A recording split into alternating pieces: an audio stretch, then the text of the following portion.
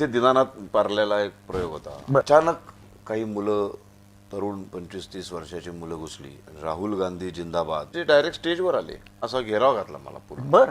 हे सुरू झाल्यानंतर मी शांत उभा राहिलो. ते म्हणाले नाटक बंद, आणि सगळ्यांना सांगायला लागलो नाटक बंद.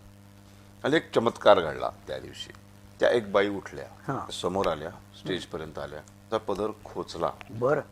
त्या उलट्या फिरल्या आणि सगळ्या प्रेक्षागृहातल्या सर्व समस्त स्त्रियांना त्यांनी आवाहन केलं बर.